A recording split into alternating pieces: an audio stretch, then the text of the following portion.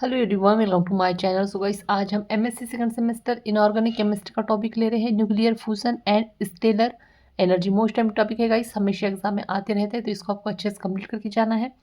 और चैनल पर नए हैं तो प्लीज़ चैनल को सब्सक्राइब कर दीजिएगा, बेल आइकन प्रेस कर दीजिएगा। और एमएससी केमिस्ट्री और सेमेस्टर की नोट्स परचेस करने के लिए आप मुझे व्हाट्सएप पर मैसेज कर सकते हैं, डिस्क्रिप्शन में व्हाट्सएप नंबर शेयर कर दिए हैं। तो चलिए देखते हैं।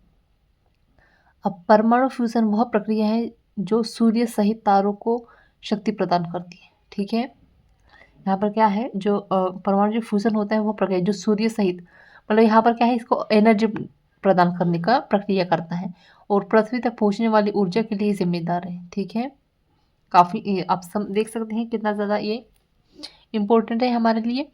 और परमाणु संलयन एक ऐसी प्रक्रिया है जो तब तक होती जब दो या अधिक परमाणु नाभिक मिलकर एक भारी नाभिक बनाते हैं, जिससे इस प्रक्रिया में बड़ी मात्रा में ऊर्जा निकलती है। ठीक है, तो न्यूक्लियर फिशन भी समझ में आ गया और स्टेलर एनर्जी भी यहाँ पर सबको समझ में आ गया। कैसे कि जब दो या दो से अधिक परमाणु मिलकर एक भारी नाभिक, दो परमाणु मिलकर एक या उससे अधिक नाभिक मिलकर जब एक परमाणु बनाते हैं, एक भारी नाभिक बनाते हैं। ठीक है, जिससे इस प्रक्रिया में बड़ी मात्रा में ऊर्जा निकलती है। ठीक है, इसलिए इसको क्या कहेंगे, स्टेलर एनर्जी कहेंगे। अब nuclear fusion and stellar energy के मुख्य बिंदु इस प्रकार है।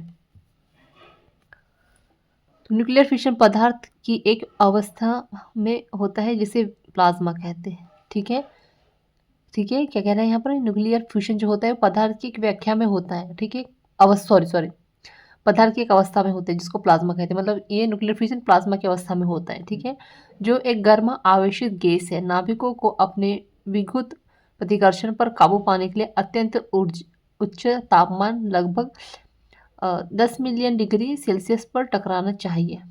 ठीक है, मतलब कितनी एनर्जी की आवश्यकता होती है यहाँ पर, नाभिकों को अपने विद्युत प्रतिकर्षण पर काबू पाने के लिए अत्यंत उच्च तापमान, ठीक है, हाई टेम्परेचर की आवश्यकता होती है, जो कितनी होनी चाहिए, 10 मिलियन डिग्री सेल्सियस होना चाहिए, जिससे वो टकराता है और सूर्य का गुरुत्वाकर्षण नाभिकों को एक छोटे से स्थान से सीमित करके संलयन की परिस्थिति बनाता है। ठीक है,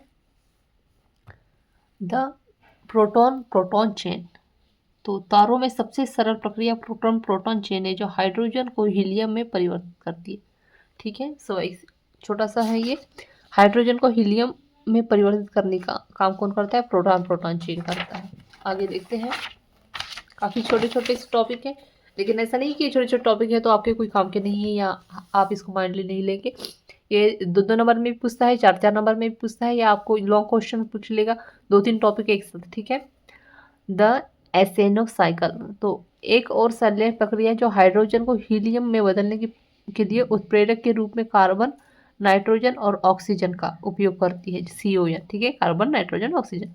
चलो 1.7 मल्टीप्लाई 107 के से ऊपर के तापमान पर प्रभावी हो जाता है। और आगे है एनर्जी प्रोडक्शन, न्यूक्लियर फिशन के अभिकारकों और उत्पादों के बीच द्रव्यमान का अंतर ही ऊर्जा मुक्त करता है।